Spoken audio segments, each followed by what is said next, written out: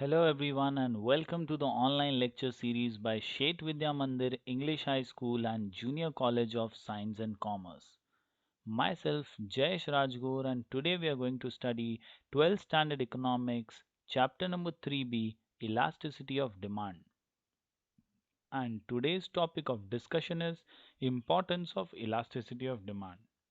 My dear students, the term elasticity indicates responsiveness of one variable to a change in the other variable. Elasticity of demand refers to the degree of responsiveness of quantity demanded to a change in its price or any other factor. According to Professor Marshall, elasticity of demand is great or small according to the amount demanded, which rises much or little for a given fall in price, and quantity demanded falls much or little for a given rise in price. So, it is very clear that elasticity means responsiveness, and thus it is very important to understand the use or importance of elasticity of demand. Yes, my dear students, in the previous video lectures, we studied about income elasticity, cross elasticity, price elasticity. We also saw the types of price elasticity of demand. We saw the methods of measuring elasticity of demand as well as we saw the factors influencing elasticity. Today, we will understand the importance of this concept. Importance of elasticity of demand.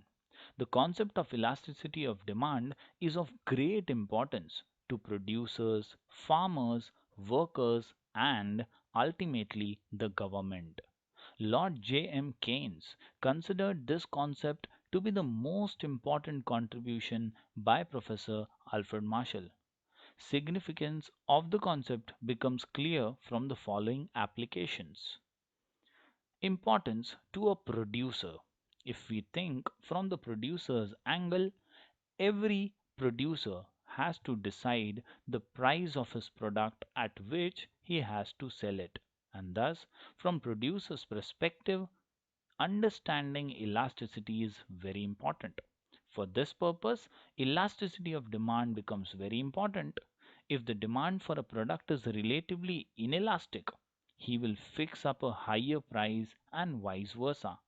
The concept of elasticity of demand is also useful to a monopolist who is a single seller in the market, and thus elasticity will help him to practice price discrimination. So, all in all, elasticity of demand is important to a producer to fix or decide prices of certain products. Elasticity of demand. This concept is also important to the government. Taxation policy of the government is based on concept of elasticity of demand. Those commodities whose demand is relatively inelastic will be taxed more because it will not affect their demand much and vice versa.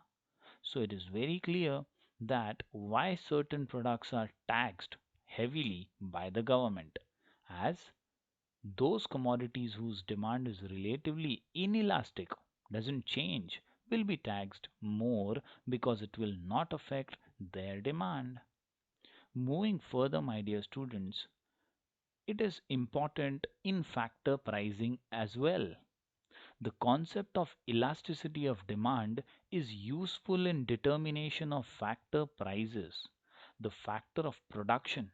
Yes, my dear students, the land, labor, capital, the entrepreneur's profit, all these things are very important, and it is important to understand the rewards given to these factors.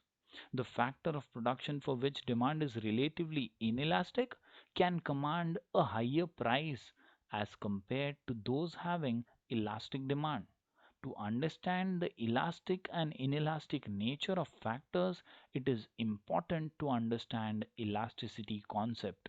For example, workers can ask for higher wages if the demand for the product produced by them is relatively inelastic. So in this way, elasticity has greater importance in factor pricing.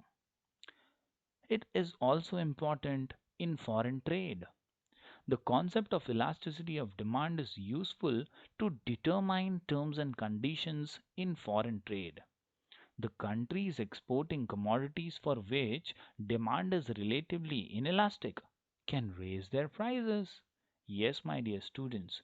For example, Organization of Petroleum Exporting Countries. Yes, the OPEC nations. They are sort of monopolist. They have all come together so that they can monopolize the prices of oil in the world. Yes, OPEC have increased the price of oil several times. The concept is also useful in formulating export and import policy of a country. Here we talk about public utilities as well. Elasticity of demand helps in understanding the expenditure and how to subsidize such public utilities. This is basically welfare oriented. In case of public utilities like railways, which have an inelastic demand, government can either subsidize or nationalize them to avoid consumers' exploitation. So once again, elasticity helps here as well. Moving on to the next and last one, proportion of expenditure.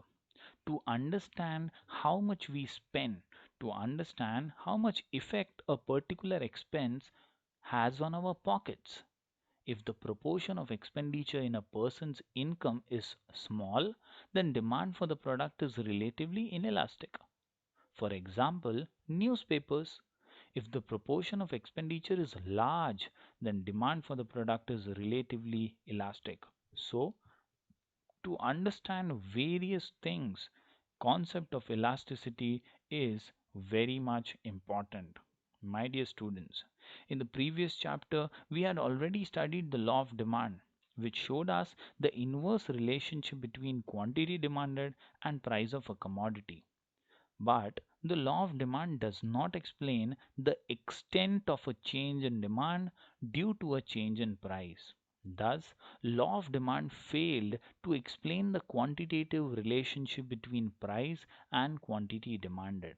Therefore, Professor Alfred Marshall explained the concept of elasticity of demand. And as the concept of elasticity of demand shows or explains us the quantitative measure of elasticity, it helps us in understanding the extent of change in demand due to change in price. It is very important in nature. Hopefully, this video was helpful. In the next video lecture, we will continue with some more interesting answers. Till then, stay safe, stay connected. Thank you very much.